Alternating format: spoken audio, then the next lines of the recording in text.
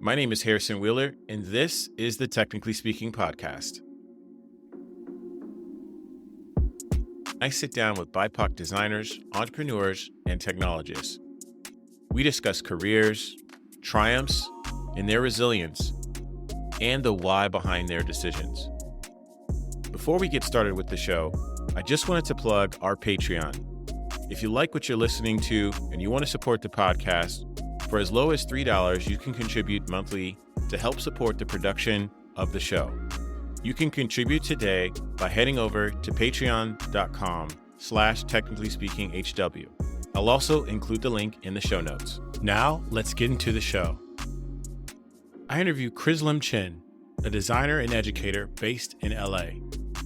We discuss the overlap between teaching and working in the design industry. It's about acknowledging the fact that students come into your classroom with two backpacks. One that you see, it has all their supplies, and that second one is what they're carrying with them into the classroom. Yeah. And so I think there's this common misconception that students come in and they're supposed to just leave their life outside of the door and be able to focus. And it's no, like some of my students are caregivers to their parents. Right. And they're young. Right. Very young.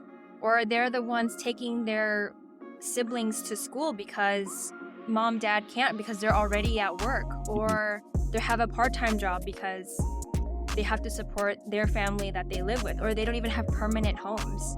Or they're facing food insecurity. It's just so many things that students come with, and it's unfortunate sometimes that the lens is so blurred that they're at school, so they should be present and successful or otherwise. So yeah, I have a very holistic approach to teaching and believe that everyone should have an opportunity and should be equitable.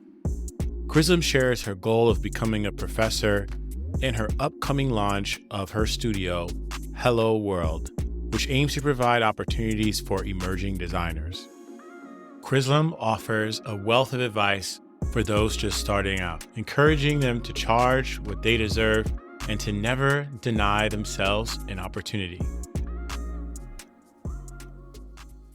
Hey everybody, my name is Harrison Wheeler and welcome to another episode of Technically Speaking. My guest today is Krislam Chin. You're in LA, right? Are you in LA proper or are you like outside? I'm in West LA. Nice. I always like to preface some of these shows. Like I've had an opportunity to meet a number of my guests, and we actually met during this like Adobe design oriented game show. And it was really fun. Remember how nerve it was? Yeah.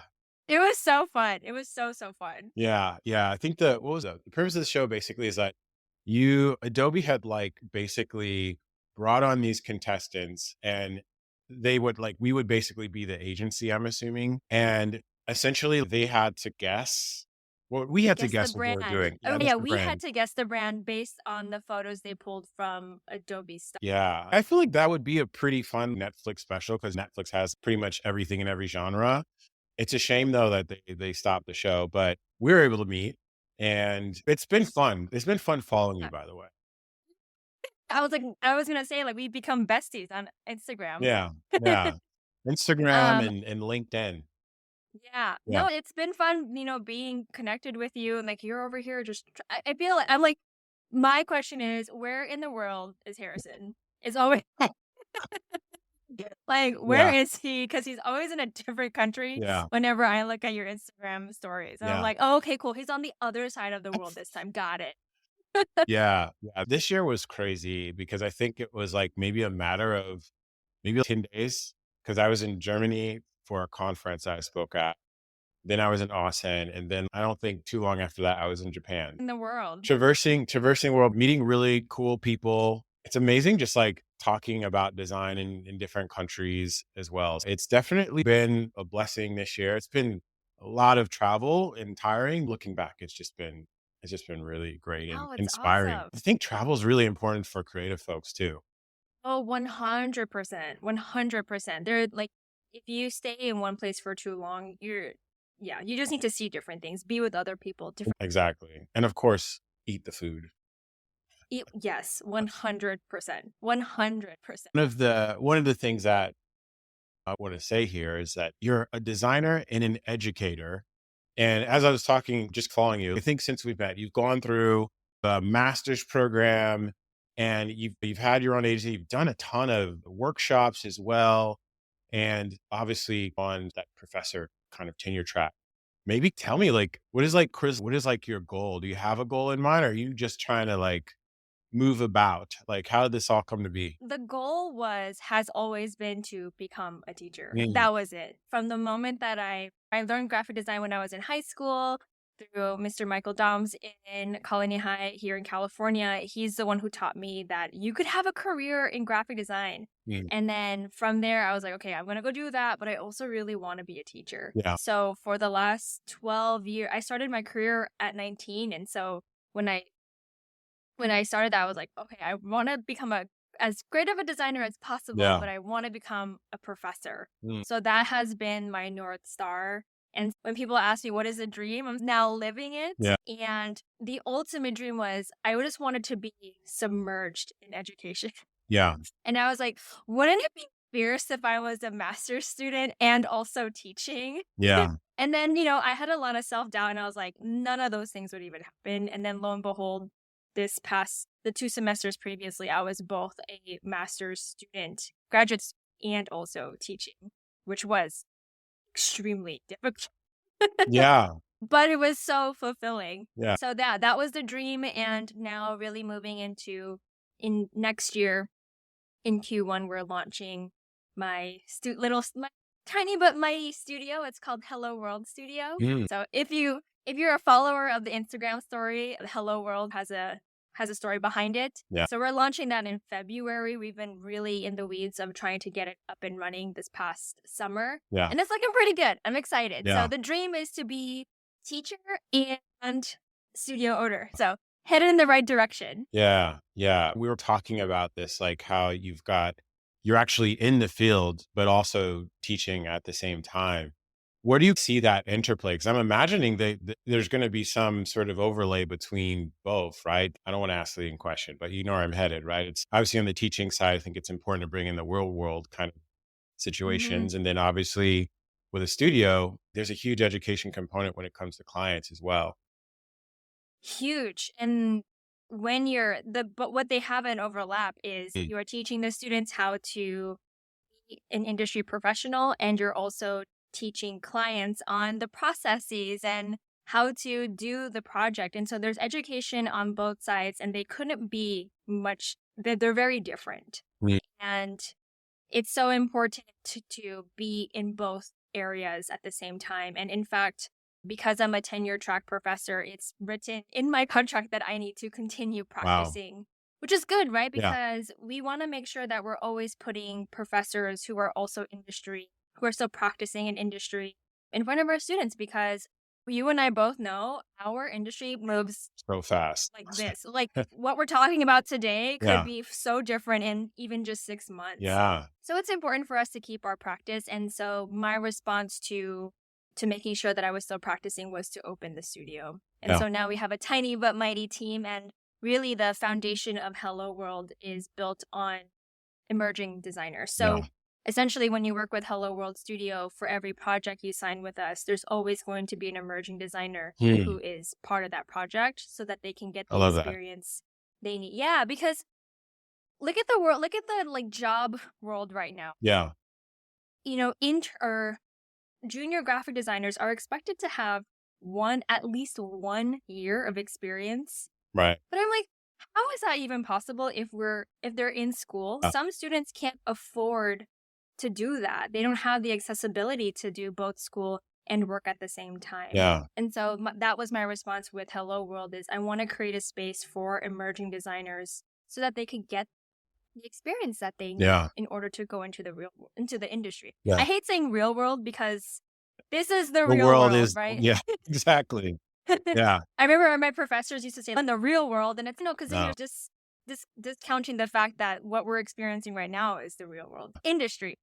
And by the way, I think it's way more inclusive that way, right? By definition, there are some folks that are very young that are already supporting families and need to work, right? Oh, yeah. It's not a matter of walking across the stage and changing the tassel. And I love that idea of just like apprenticeship. Cause I think even if we do, even with that, right? Like you've got folks, and I run across folks all the time through Mhm. mentoring where they go to these universities and universities don't really have even a design program.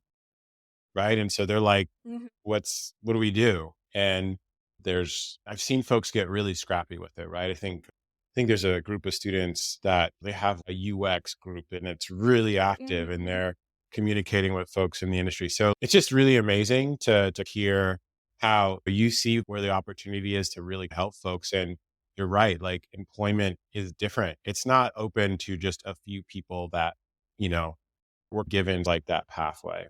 So really great to Yeah. hear. Yeah, and I love what you said. It really is not just about crossing that stage. Um, Students come with a second backpack. There was a book that I read called Two Backpacks. Mm. I feel bad forgetting the author. We can, I you don't know want what? to. It's fine. You can reference that. We'll put the link in the show notes. Okay, okay, cool, cool, cool.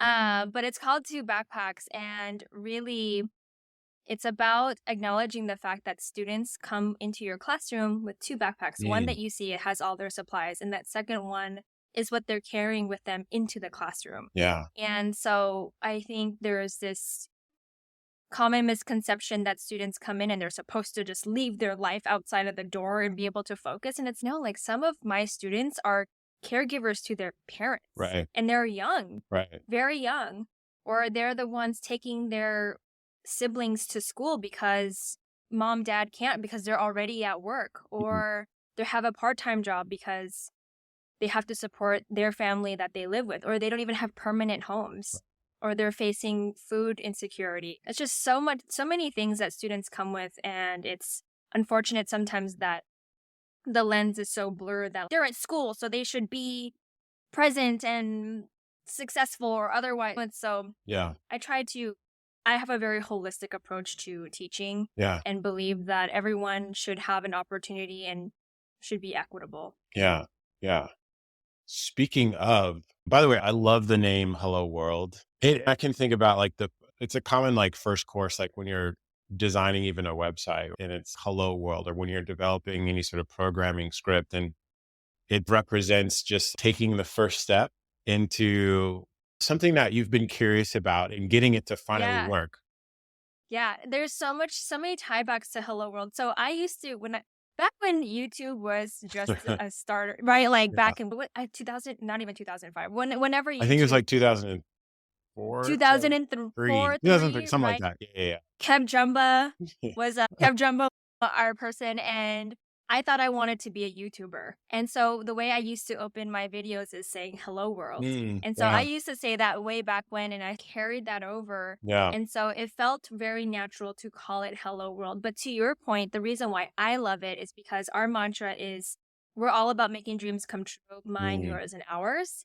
And so when it comes from an emerging designer's perspective, it's hello world, like I'm brand new, like I want to get to know you, like here are the things that I'm working on. And then when we're working with companies who are starting up, it's oh hello world, like we're a new company, check Yeah. out who we are. So it really is that new beginning Mm. and making dreams come true. I know that sounds a little fairy tale and Disney-esque, but that's essentially the root of it. So it worked out perfectly with the name. Yeah. When you talk about starting to design at 19, like what, obviously we talk about the dream, but what was the thing that really like captured or captivated you? And then my next piece is, do you think that is reflected like when you work with students in your agency? Oh, for me, when I was 19, the goal was I want to move to downtown LA. That Yeah. was the goal. Yeah. That was the goal. I want to work in downtown LA. I want to move to downtown LA. And when I was offered multiple jobs when I got out of college, from Disney and Mattel, I remember those two being the big ones. They were only offering externships, so it would have been done in 6 months. Yeah. Then there was one company called Hypothesis, market research firm. I have no idea who they were, but they were located in downtown LA and the only one offering a full-time position. Wow. So I was like, you said downtown LA, I'm there. And then they were like, but also, by the way, we're working with PowerPoint and Yeah. PCs. And I was like, but you said downtown LA, right? So I took that job. And of course, that job changed my life forever. Mostly because that's where I met my husband. Yeah. But the drive was always there. I was like, I want to just go Yeah. and see how far I can go. I will say that students now, I see the drive, but I'd like to think that students now are experiencing burnout way Mm. earlier than even you and I probably were Yeah. when we were younger. And Like how sometimes, how so? I'm super curious. Is it due to like the two backpacks thing we talked about, or yeah, the yeah, two backpacks that we're seeing, there's obviously inflation right now. It's just it's absolutely expensive. crazy. Yeah. How in the world is anyone Yeah, supposed to really be, for you know, sure. it's discouraging. And you hear corporate toxic culture as part of that whole Yeah. ecosystem as well. Yeah. And so it's not, to some students, it could be very discouraging to want and try, right? Mm. Why should I try if I'm never going to be able to make it because I need 3 jobs in order to have a proper income in Right. this state, right? Right. And so I could see that the drive is still there, but it's definitely more cautious. Yeah. But the students that I have, they're all so wonderful. The ones who are pursuing design are absolutely just, they're in it to win it. The designers in our studio, one in particular, actually there's 3 of them, but one in particular, I see her and I'm like, she is, I see a baby me in her, which Yeah. is why I put her. Yeah. But she is just like always 10 steps ahead. And Amazing. Yeah, I'm also curious, like, what are some other themes that you're starting to see? ooh, with my students, they're really good at keeping their boundaries. Mm. And I think millennials could learn from them. Yeah. Right. And that's been the conversation before, is that us as millennials, we're like, Right. yes, right. Right. Whereas Gen Z a little bit later are yes, but, Right. and I'm learning from them, right? It's like one thing that I've noticed is that when I tell my students my journey Yeah. and or what I'm doing, I am often met with this question of, do you take time to rest? Yeah.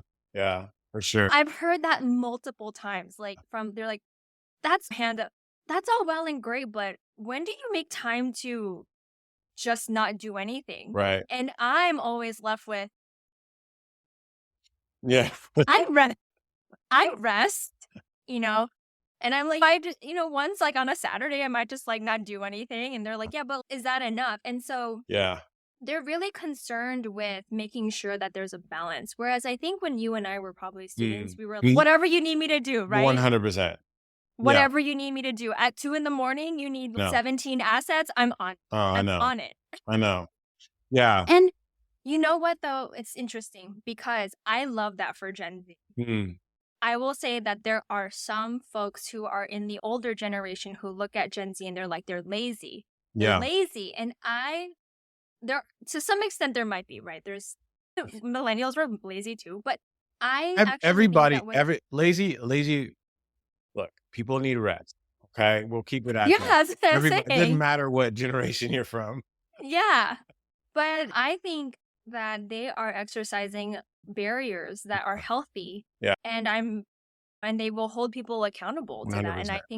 I think that's super fierce for that generation, because you and I, we're yes people, and that has I'm sure you can attest to, that has taken a toll on us physically, mentally, 100%. spiritually, everywhere, right? I'm excited for Gen Z. They could teach us a thing or two. Yeah, I always laugh at design humor. I don't know if you follow that like Instagram account, but it's clearly ran by a bunch of millennials because it's just toxic design tropes of just the stress of working with like freelance clients, right? We all have nightmare stories. And even reflecting on that, it's like considering like waking up at 2 a.m., all the revisions, people not being clear in terms of their needs, like you end up making like $1 an hour, right? Yes. And I think there is an interesting part of, hey, look, if you really looking at these prices right now in the cost of living, we can't be having those types of clients anymore. And Yeah. it's true. It does manifest itself physically. I have many stories on that. Yeah. And it's definitely caused me to reflect in terms of where I put the energy. So Yeah.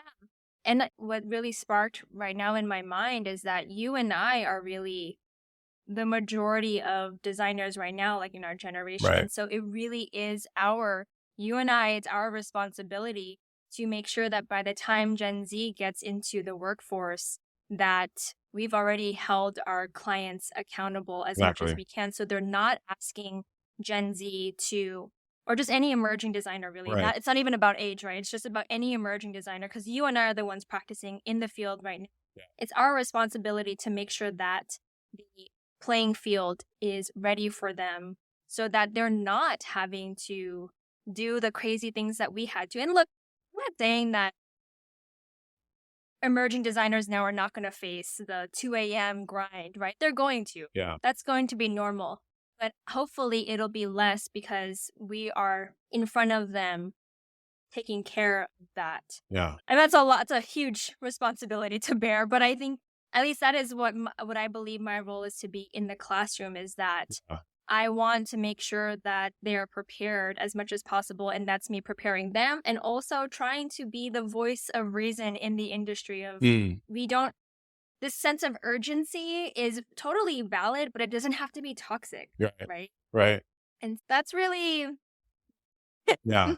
Yeah. I think, look, I really like where this discussion is going. Cause like for me, I've seen this happen over time of churn, and there's obviously different phases in careers or projects or problem spaces where you have to apply yourself, but you also need to have some form of developing, like understanding what the purpose is, or obviously understanding methodologies and how to apply those and when to apply those. So if this was like Krislam's advice in terms of a foundational designer, like where would you see that?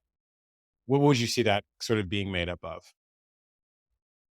There's sort of two. Now that you and I came in with an idea of what would I say, but now that we've had this conversation, there's two now, right?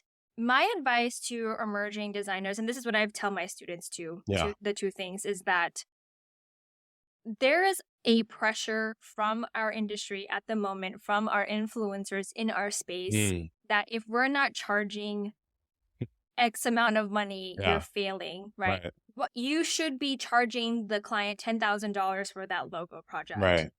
We hear it all the time.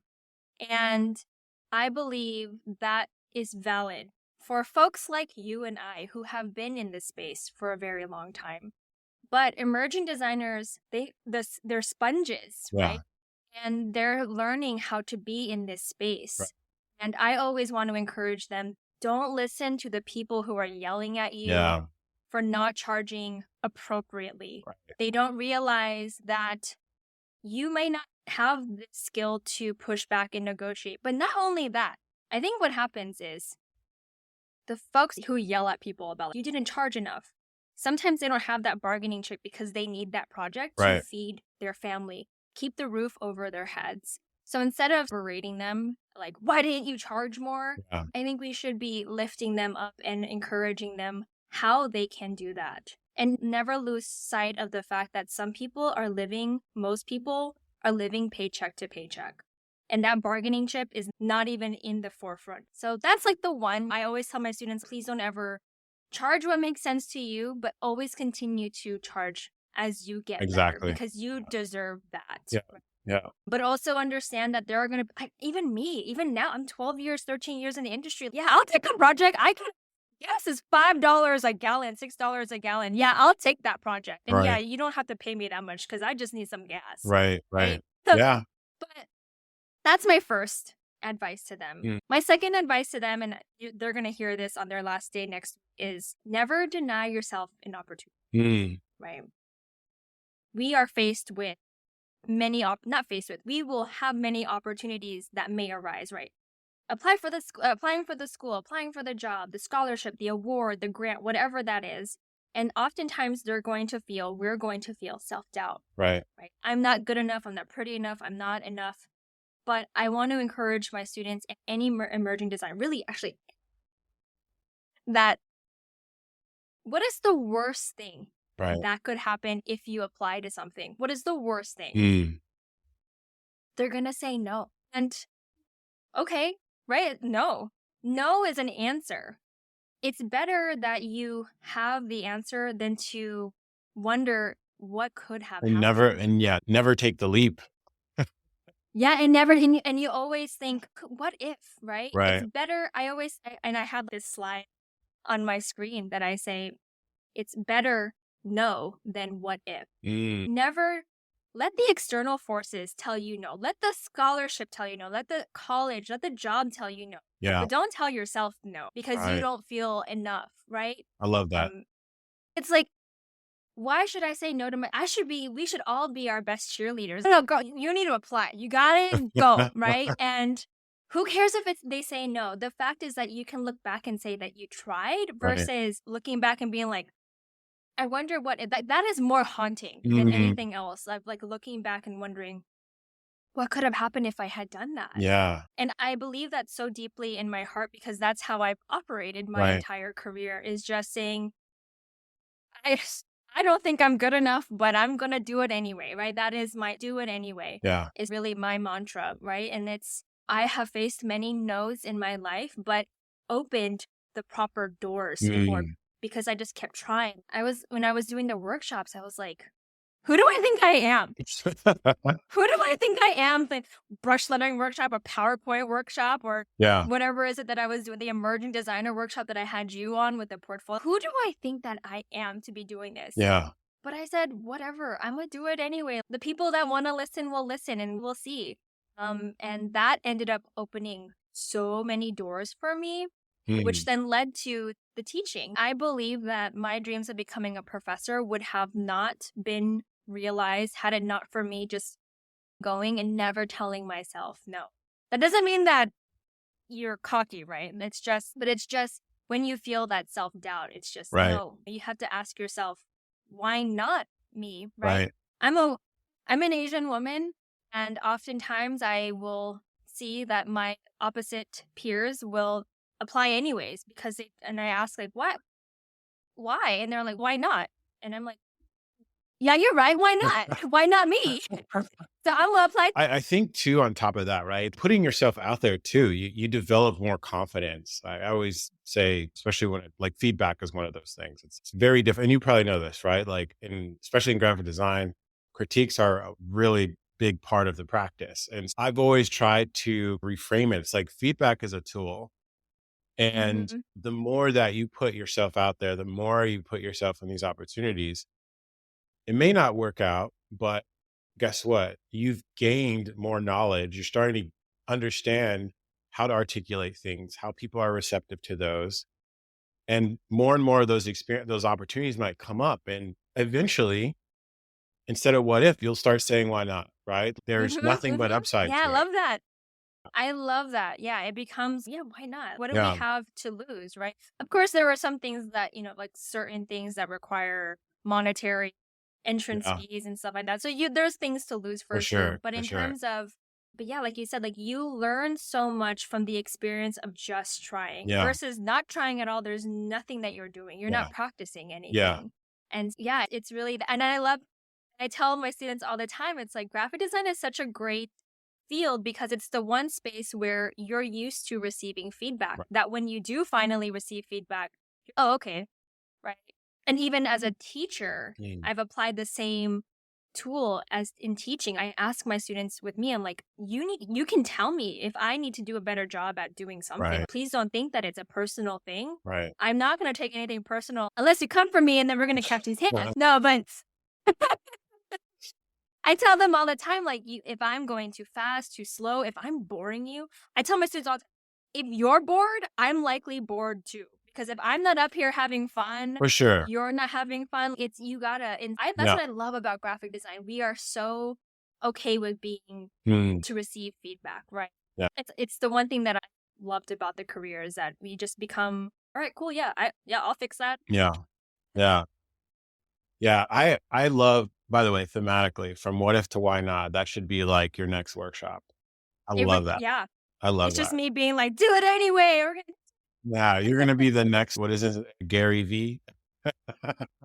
Oh my gosh. Yeah. What if to why not? And I feel like for my version, like, and it's okay to cry along the way, Hey, right? Good you have crying no issue session. crying in your stories.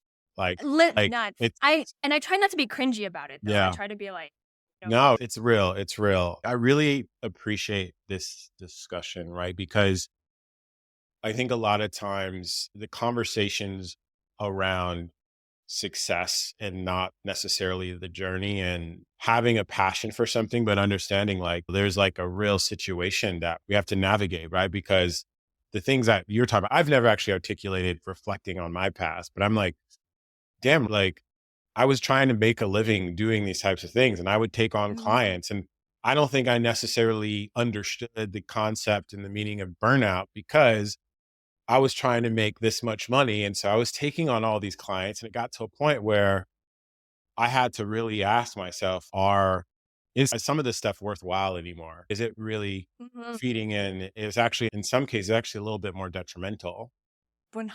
And 100%. so ton of content out there in terms of the execution piece, which makes sense. But I think ultimately it is a way to make a living. It's not just a passion. I wish we could just do that. And how does that discussion go? Graphic design is an art, but it also is a way to make money. It's a living. It's Yeah. used by companies to do what they need to do.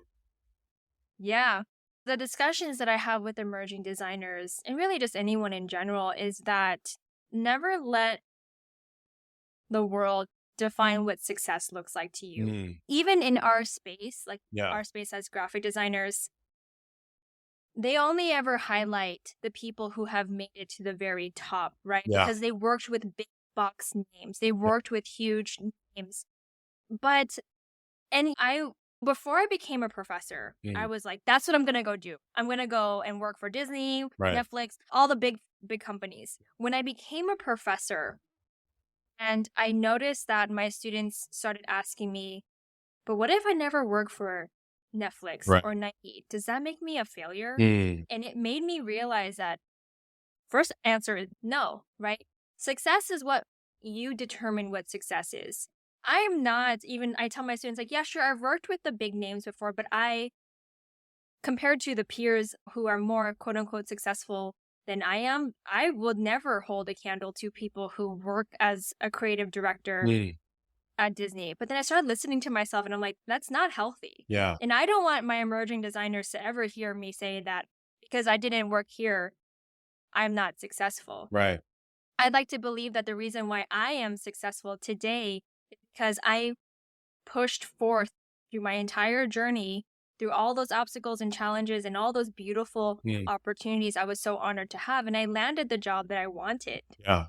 That, and I love doing it. And that is what I try to leave with my emerging designers is that making money, absolutely. We all want to make money because we all have one, it's expensive, and two, it's part of life. Yeah. But if you are chasing money to become rich, it's not going to be as fulfilling as chasing money to grow. Mm, I was just telling my husband yesterday, I was listening to Cheers by Rihanna, and she says, I got a drink on my mind and my mind on my money. yeah. And for some reason, I used to hear I used to hear that lyric and sing and think, oh, I got my mind on my money, meaning I want my dollar bills, I want to make a lot of money. But now, as my new season, money to me means accessibility and growth. Mm, And that doesn't mean for me, that doesn't mean that I need a ton of money in order right. to grow. Right. I need enough to grow, Right. right? Especially with Hello World, or I really want to scale my master's thesis workshop. Mm, But that doesn't mean all the riches in the world, yeah. right? And I want to impart that in my emerging designers where it doesn't matter if you work at small agencies, if you're in there and you're growing and you're making that money, that's success to me, Mm, right? And I never want emerging designers or anyone to feel that because they're not making millions of dollars or they're not some top content creator that they're failing, right? They're not, there's no failure if there's growth happening. That's my 2 cents. I love that. I love that.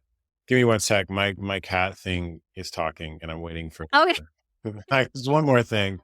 That was awesome, by the way. Like I just want to ask you one more random question. sure. What is with the rubber duckies? So for folks, for context, Krislam has an obsession with rubber duckies. And I've never had an opportunity to ask you. By the way, it's like you have a costume, You've got like small ones planted everywhere. Your students get you these as gifts. Like, I need context. Okay. It has turned out to be such a beautiful story because when I first became a professor, I didn't know. Have you ever seen How I Met Your Mother? I've seen, wait, is that a movie or is that a sitcom? No, a show. Okay, It's a I feel like show. I've seen like a few episodes. Okay. There's an episode where Ted Mosby becomes a professor, and his first day, he is really struggling with what kind of professor am I going to be? And he goes through multiple personalities in the span of 10 minutes, right? And so I was also feeling very similar. I was like, I don't know what kind of professor I want to be. Am I a serious one? Am I a cool professor? But I'm also 5 foot and I'm Asian and I look like one of our students. And I have been mistaken for a student multiple times, right? That was that. I was trying to figure out what kind of professor I was. Then my partner, his name is Steve. He is about to retire. He's the one who created the program. And I was asking him about, are there any ways that I could engage the students to get them to talk, to get them to just have fun or whatever it is? He said, oh, you know what? I used to give out little duckies if the students are participating and they can return it to me at the end of the semester for points. And at first I was like, I can't do that because if I'm over here looking like this, me pointing to my face for the audio viewers, listeners, I'm saying, they're going to think, oh my gosh, she's young and she's hip and I'm going to be able to be cool with her or whatever. And that terrified me. I was like, Steve, I can't do that. I can't give out the duckies. I have to put this shield on to make myself. And he's like, yeah, okay, that makes sense. Then fast forward to my second semester of teaching. I was just like, let's just see what happens. Because I wasn't really loving the version of myself that I was bringing into the classroom because I knew I was being a little stuffy because I didn't know who I wanted to be as a professor. Right. So I said second semester, I'm like, okay, this is really up my alley anyway. So let's just try the whole ducky situation. And the duckies really allowed me to finally find myself as a professor in the classroom. It allowed me, I was like, oh, I can be still a fun teacher and still uphold professionalism. And so now, and my partner who is retiring soon, that was his idea. And he's the person that really helped me. He's the one who pushed me to apply for the full-time tenure track position. So really the person who helped this dream come true. So this is really like an honor to him. And so now the duckies are everywhere. I was going to say, you fully accepted it and embodied it like radical acceptance. Exactly. Awesome. Well, Krislam, thank you for sharing that story. And obviously some of the other stories I think is really eye-opening and I learned a lot from it and almost was able to reflect during the episode on some of my journey. How can folks learn more about the agency, get in touch with you, all the things?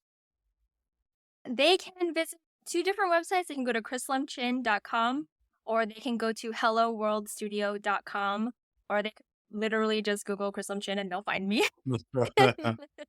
And my email, of course, is krislam@helloworldstudio.com. And really, if there are any small businesses that are listening, I am especially looking to collaborate with you. If you have a dream, we want to help you realize it. So that's where they could find me.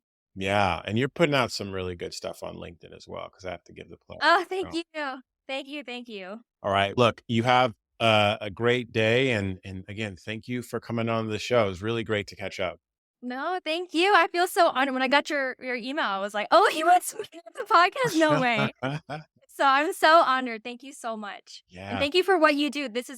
I think what you're doing with this podcast and the community building that you're doing, I wish we were closer because I would be helping you put these events together. I think what you're doing is so powerful. And I honestly hope I hope everything that you do scales monumentally. Not to an extent of your mind. Yeah, we can't let it run off the rails, but definitely want to do something in LA. So we'll be in touch.